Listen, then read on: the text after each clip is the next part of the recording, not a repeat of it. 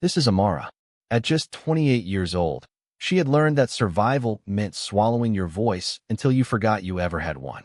Born to parents who saw children as burdens, raised in a home where love was rationed like stale bread, she'd grown up knowing that the world didn't owe her anything.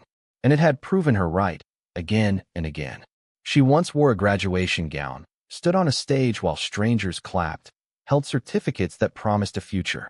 Now those papers sat folded at the bottom of a plastic bag, reminders of a girl who'd been foolish enough to dream. Now she scrubbed toilets in a mansion where her existence barely registered as human. Hungry, sick, invisible, yet somehow, inexplicably, still breathing. But one day, everything shifted. She met Zara, the daughter of billionaire Marcus Taylor, a girl drowning in a sea of expensive tutors and ruthless expectations. And it was Amara, the maid who'd stopped expecting mercy, who became her secret lifeline. But when Marcus discovered this broken woman teaching his daughter in the shadows, what he did next will leave you speechless. So grab your popcorn, sit back, and get ready for one of the most powerful stories you've ever heard. And if you're new here, don't forget to subscribe and hit the like button to support more inspiring stories like this one. You're slow today. Mrs. Taylor's voice cut through the air like a blade Amara had grown used to. She didn't respond. Responding was dangerous. She kept her head down, scrubbing the already clean marble floor with hands so raw the soap made them bleed. The pain was familiar now. Everything was familiar. The ache in her knees, the hollow burn in her stomach, the way her body had learned to function on almost nothing. Mrs. Taylor's heels clicked closer. "Did you hear me?" "Yes, ma'am," Amara whispered. "I'm sorry, ma'am." "You're always sorry." "Sorry doesn't clean my house." "No, ma'am."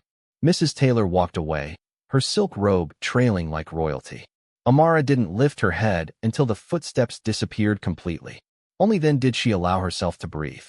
She pressed her forehead against the cold marble for just a moment, feeling the fever that had been building for days.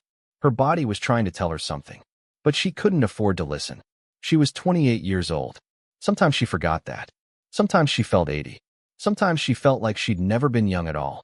Her earliest memory was her mother's tired face telling her to be quiet, to stop asking for things, to understand that the world didn't care about little girls who wanted too much. Her father had left before she could remember his face. Just a ghost, a name her mother spat out when she was angry. Her mother worked 2 jobs and still came home angry, resentful of the mouth she had to feed. "You're the reason I'm stuck here," she'd say. Not always, but enough times that Amara learned to make those words part of her identity. Amara learned early to make herself small, to need nothing, to apologize for existing. When she cried, her mother would say, "Save your tears for when you really need them." So Amara stopped crying. She learned to swallow everything. Pain, hunger, loneliness. She swallowed it all until she became a girl made of silence. When she got into university on a scholarship, her mother didn't celebrate. "Don't get proud," she'd said, lighting a cigarette and turning away. "You're still the same girl from the same nobody family. That paper doesn't change what you are." So even when Amara graduated first class, even when professors praised her, even when she got the teaching job, some part of her stayed small, waiting for it all to be taken away, knowing, somehow, that it would be. And it was. For years ago, a wealthy man's daughter accused her of theft. 20,000 naira. Amara had denied it, but her denials meant nothing. The man was powerful. She was replaceable. The school fired her without investigation. Her name became poison. They posted about her on social media, called her a thief, a disgrace. No one would hire her. Every door slammed shut. Her mother died 3 months later, and Amara couldn't even afford a proper burial. The woman was cremated in a government facility, and Amara never even got to say goodbye properly. She'd been homeless for a while after that. Slept in bus stations. Begged for food. Got chased away by security guards who treated her like vermin. Got used to people looking through her like she was air, like she was nothing. She learned what it meant to be truly invisible. The certificates she'd once been so proud of now felt like cruel jokes. She'd kept them out of some stupid, stubborn impulse she didn't understand. They sat at the bottom of her plastic bag, yellowing, useless, mocking her with memories of a person she used to be. Now she was a maid. And not even a good one, apparently. Mrs. Taylor reminded her of that daily. Her room was a storage closet behind the kitchen. No window. No air except what crept under the door. The walls were concrete, cold and damp. When it rained, water seeped through cracks and pooled on the floor. Her mattress was a thin foam pad that had compressed to almost nothing over the months. At night, she could feel every bump in the floor beneath her spine. Every night, her body ached in new ways. Rats lived in the walls. She heard them scratching, squeaking, fighting over scraps. Sometimes they ran across her legs while she slept. The first few times, she'd screamed and jumped up, her heart pounding. Now she barely flinched. What was the point? The rats had as much right to be there as she did. Maybe more. The light bulb overhead worked sometimes. When it didn't, she sat in the dark and tried not to think. Thinking was dangerous. Thinking led to places she couldn't afford to go. Places where she remembered what it felt like to have hope. Places where she wondered why she was still trying to survive when survival felt like such a punishment. She kept her belongings in a plastic bag tied shut against the rats. One spare uniform, torn at the seam. A bar of soap she'd taken from the guest bathroom when no one was looking. A small bottle of pain medication, nearly empty, that she rationed for the days when her body hurt too much to move. And the certificates. Those stupid, useless certificates that proved she'd once been someone worth something. She pulled them out sometimes, late at night when sleep wouldn't come, and stared at them in the half-dark. First-class honors. Dean's List. Academic excellence. Words that belonged to a different person. A person who'd believed that working hard meant something. A person who'd thought the world was fair. Now she knew better. Now she knew that the world didn't care how smart you were, how hard you worked, how much you sacrificed. The world cared about who you knew and who believed your story. Every morning began at 4 a.m. Sometimes earlier if Mrs. Taylor had guests or decided she wanted her coffee sooner. Amara would wake with her body already aching, drag herself to the kitchen, start preparing breakfast. Her hands moved automatically now. Crack eggs, slice bread, brew coffee, set the table with the expensive china that cost more than her yearly salary. The Taylor family barely acknowledged her. Mr. Taylor looked past her like she was furniture. Mrs. Taylor spoke to her like she was a particularly stupid dog that kept making mistakes. Their son, Ryan, was worse. He'd corner her sometimes, when no one was watching, stand too close, say things that made her skin crawl and her stomach turn. Once he'd grabbed her wrist and squeezed until she gasped, until she thought the bone might snap. Scream, and you're out on the street. He'd whispered, his breath hot on her face. Who do you think they'll believe? She never screamed. She knew the answer to his question. And Zara, 12 years old, quiet, sad, always carrying books she didn't understand, her shoulders hunched like she was trying to disappear. Amara saw herself in that girl sometimes. The way Zara made herself small at the dinner table. The way she flinched when her mother's voice rose. The way she apologized for everything, even things that weren't her fault. But Amara never spoke to her.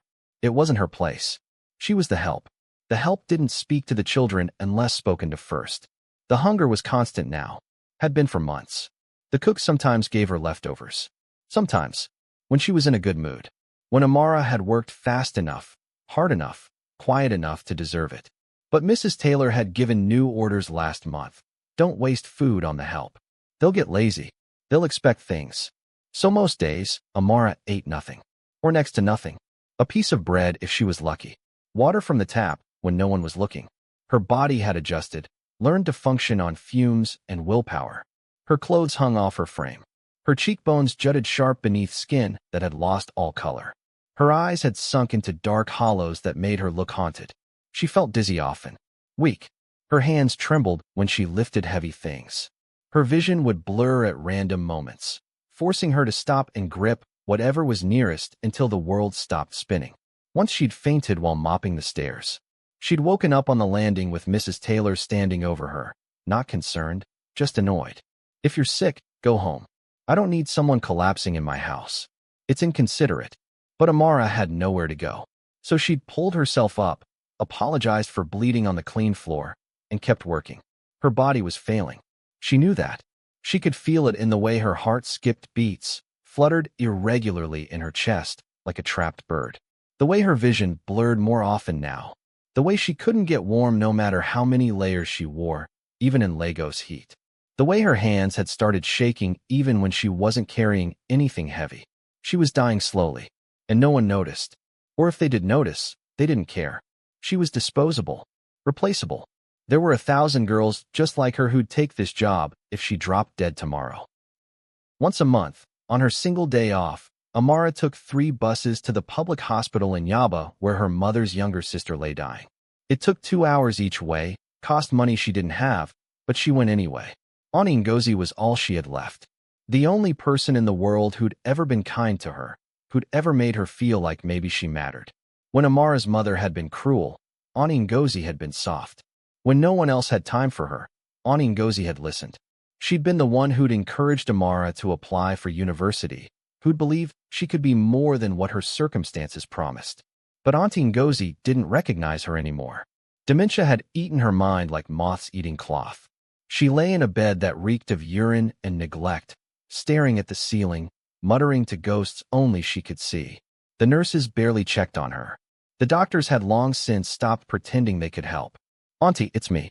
It's Amara." No response. Just empty eyes that looked right through her.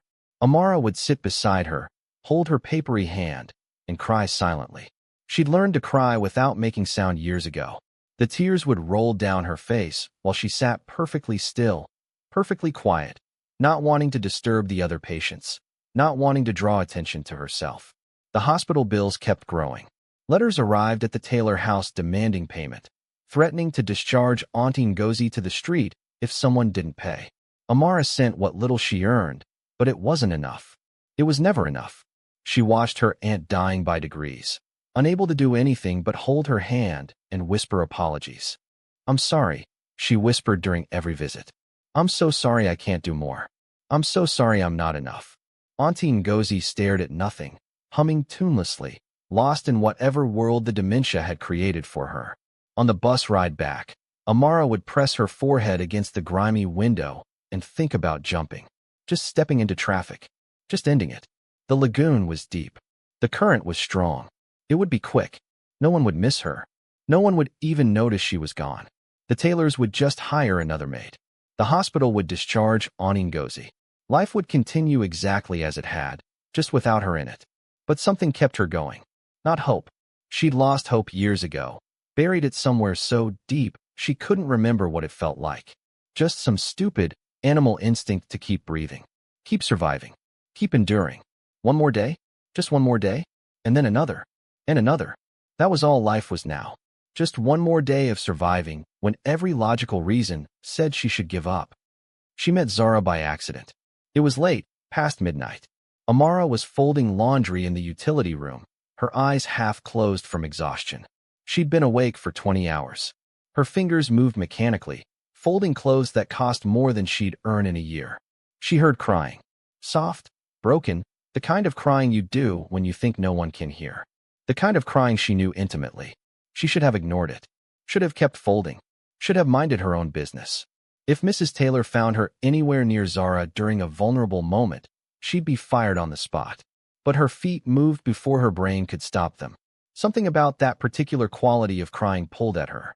The study door was cracked open.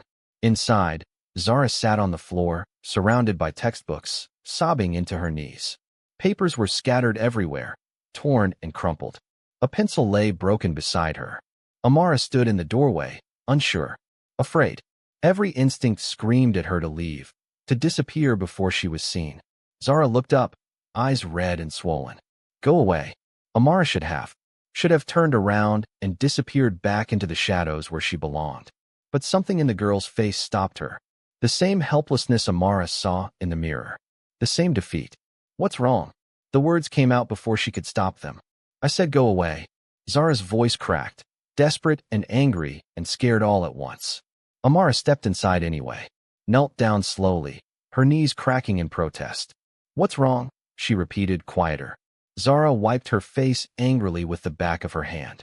I have a test tomorrow. English literature. I don't understand any of it.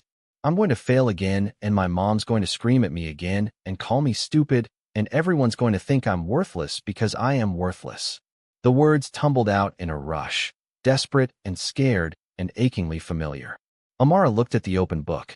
Romeo and Juliet. She remembered teaching this once. A lifetime ago, in a different world, to students who'd actually listened. May I see? Zara handed over the book, confused, suspicious. Amara read the passage silently, and for a moment she was back in a classroom, standing at the front, making literature come alive for students who actually cared. Then reality crashed back in. She was on her knees on a floor, a maid in a storage closet, teaching in secret because that was all she was allowed. She spoke, her voice soft, careful. It's just a story about two people who loved each other, but their families wouldn't let them be together. So they had to hide. They had to pretend. And in the end, the hiding destroyed them. Zara blinked. That's it. That's it. Shakespeare used old words, complicated language, but the feelings are the same. Fear, love, wanting something you can't have, knowing the world won't let you be happy. For the first time, something flickered in Zara's eyes. Understanding, relief, hope. Can you explain more? Please. Amara glanced at the clock. It was late. So late. If anyone found her here. But Zara was looking at her like she was the only person in the world who'd ever listened. Like she mattered. Okay, Amara whispered. Just this once. It wasn't just once. The next night, Zara found her again. And the night after. And the night after. They met in secret. After everyone slept. In the laundry room, the study, the garden shed, anywhere they wouldn't be found. Amara would explain lessons in her quiet, careful voice. Break down complicated ideas into simple ones. Make learning feel possible instead of punishing. She didn't ask for anything. Didn't expect anything.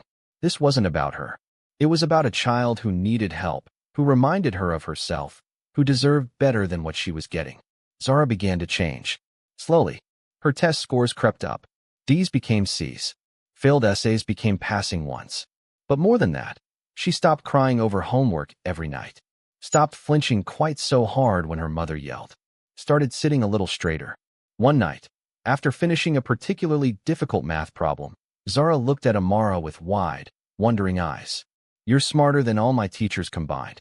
Amara's throat closed. I'm just a maid. No, Zara said firmly.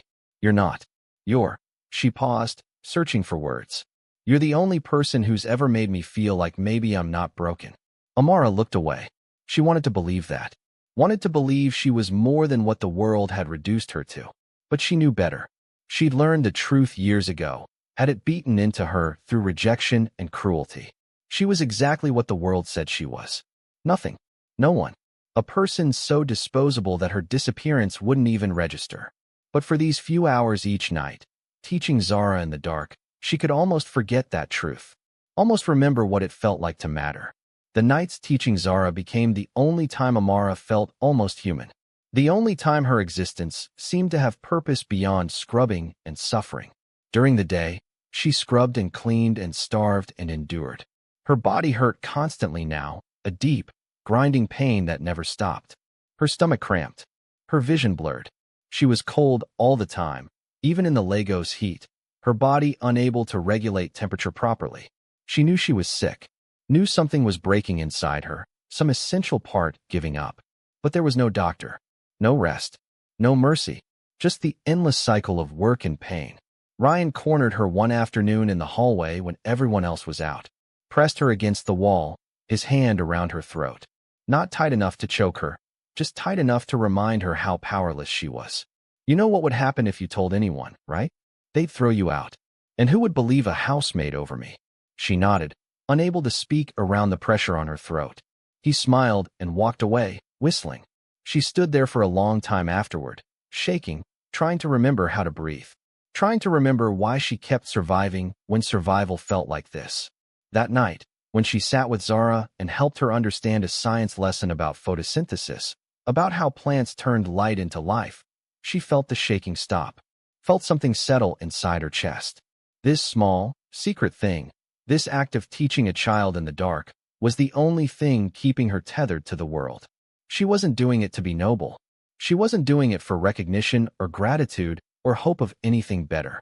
She was doing it because it was the only time she remembered she used to be someone who mattered, someone who had something to offer, someone worth keeping alive.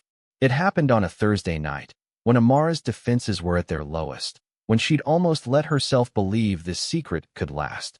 Amara and Zara were in the laundry room, books spread across the folding table.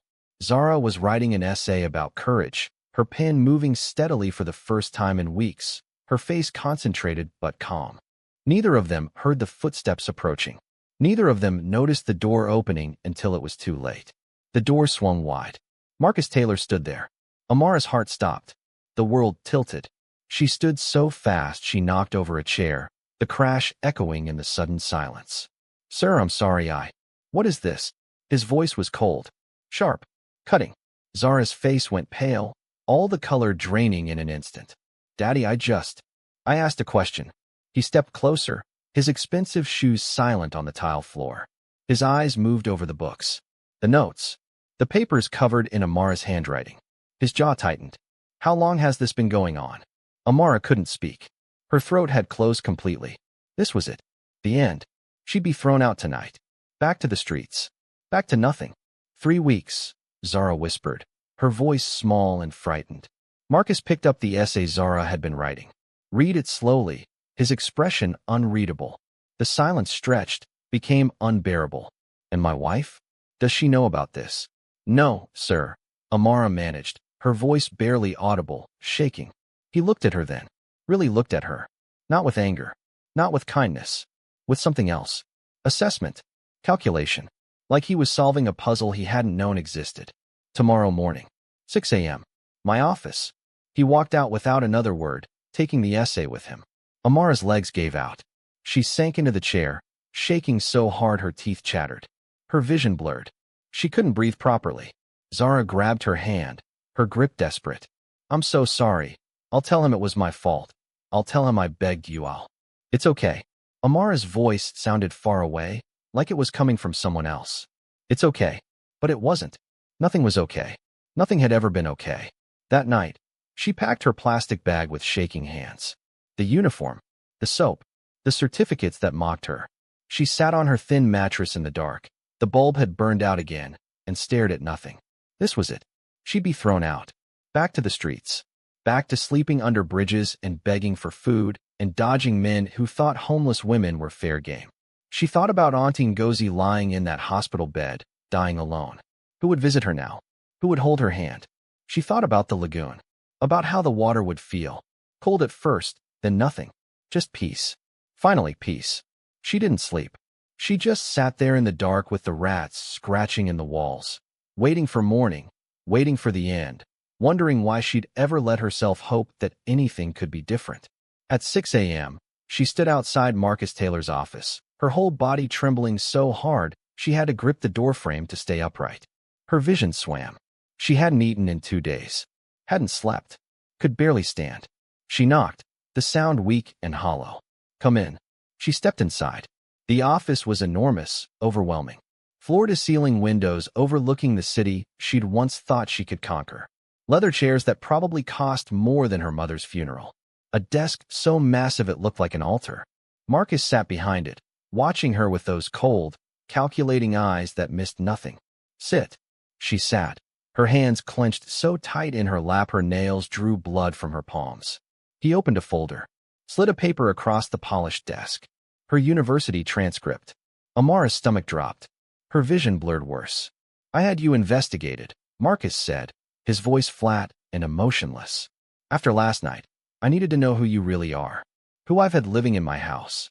She couldn't breathe, couldn't think. First-class honors. Dean's List. Academic Excellence Awards. Thesis recommended for publication. He looked up, his eyes sharp. "You're not just a maid." She shook her head slowly, unable to form words. "Then why are you here? Why are you scrubbing my floors when you should be teaching in a university?" The story came out in broken pieces.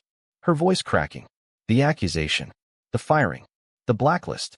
The way her name became poison overnight. The homelessness. The 3 months sleeping under bridges. The men who'd followed her. The police who'd chased her away. The dying aunt she couldn't save. The hunger that never stopped. The job she'd taken because it was the only one that didn't ask questions. The nothing she'd become. She told him everything. Not because she wanted to. Not because she thought it would change anything. But because she had nothing left to lose. Nothing left to protect. Marcus listened. His face gave nothing away. When she finished, her voice hoarse and shaking, he stood. Walked to the window. Stood there for a long moment, looking out at the city. "My daughter's grades have improved more in 3 weeks than in 3 years at her school," he said finally. his back still turned. Amara said nothing. There was nothing to say. You didn't ask for money. Didn't ask for recognition. Didn't tell anyone. You just helped her. She needed help, sir. He turned then. Looked at her for a long moment. You expected nothing, didn't you? She didn't understand the question. You helped my daughter. You kept going despite everything that happened to you. You survived when any reasonable person would have given up. You continued caring, continued trying, when you had every reason to stop. And you expected absolutely nothing in return. Not gratitude, not recognition, not rescue, nothing. Amara's eyes filled with tears. She blinked them back, but they came anyway. I'm going to make you an offer, Marcus said quietly, his voice softer now. And I need you to listen carefully. Can you do that? Her heart pounded so hard she thought it might give out.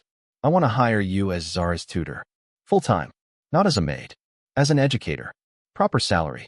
Real living quarters in the guest house. Health insurance so you can see a doctor. And I'm going to clear your name. My lawyers will investigate what happened to you. We'll find the truth. We'll get statements.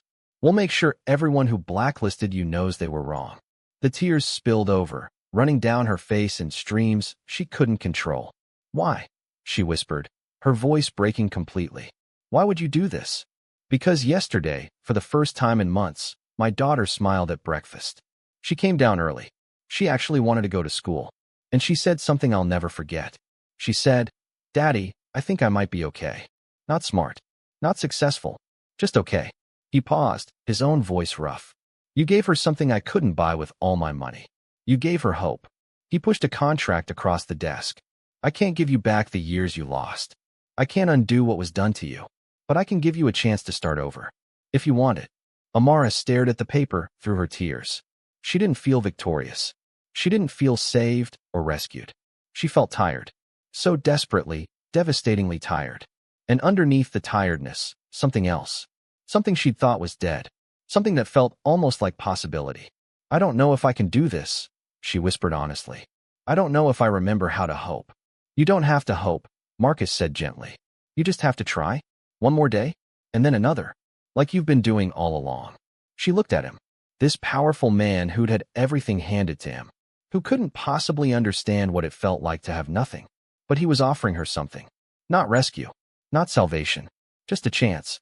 She picked up the pen with shaking hands and signed her name. 6 months later, Amara stood in a classroom. Not as a maid. Not as a victim. Just as someone who'd survived. Marcus had kept his promises. All of them. The investigation cleared her name.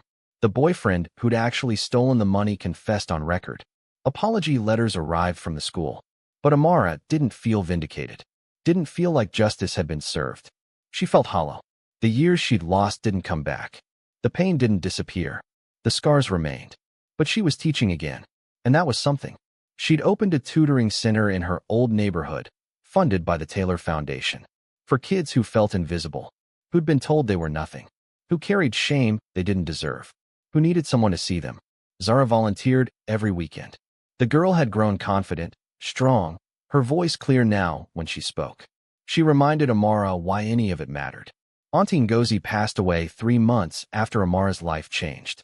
But she died in a clean room with proper care, with Amara beside her, holding her hand and whispering that she'd done it. She'd survived. She'd become something after all. On the center's opening day, Marcus stood beside Amara and spoke to the small crowd of parents, teachers, and curious neighbors. This woman taught me something I'd never understood in all my years of business and wealth.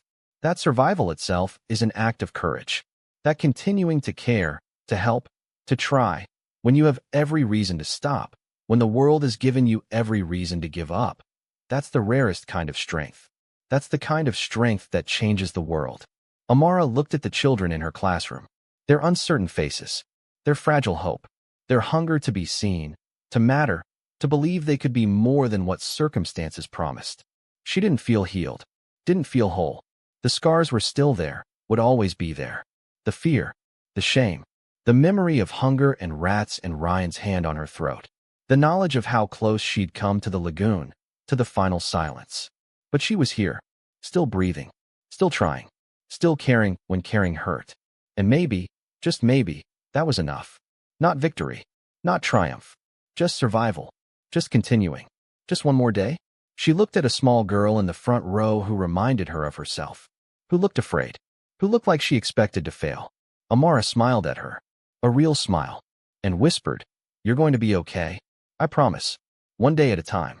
The girl smiled back, uncertain but hopeful, and Amara realized something. She'd been wrong all those years. Her mother had been wrong. The world had been wrong. She wasn't nothing. She never had been. No one is defined by their worst moment. But healing doesn't erase pain. It doesn't undo years of suffering. Amara's story isn't about triumph over adversity. It's about survival in spite of it. It's about the quiet, unglamorous courage of continuing when every reason to stop has piled up around you like stones. It's about the small acts of care we offer when we have nothing left to give. Some people don't get happy endings. Some people get second chances instead. And sometimes, for those who've survived the unsurvivable, that's more than enough. That's everything. Believe. Uplift. Never judge a person by their present circumstances. You never know what it took for them to still be standing. You never know what battles they're fighting just to make it through one more day. We hope you enjoyed this powerful story. We'd love to hear your thoughts. Please share what you learned in the comments below. Your feedback means the world to us. And guess what? Another inspiring and educative story is coming your way in just a few days. So make sure to subscribe and turn on the notification bell to be the first to watch when we upload. If this story touched your heart, don't forget to like and share it with your family and friends. Thank you so much for watching. God bless you.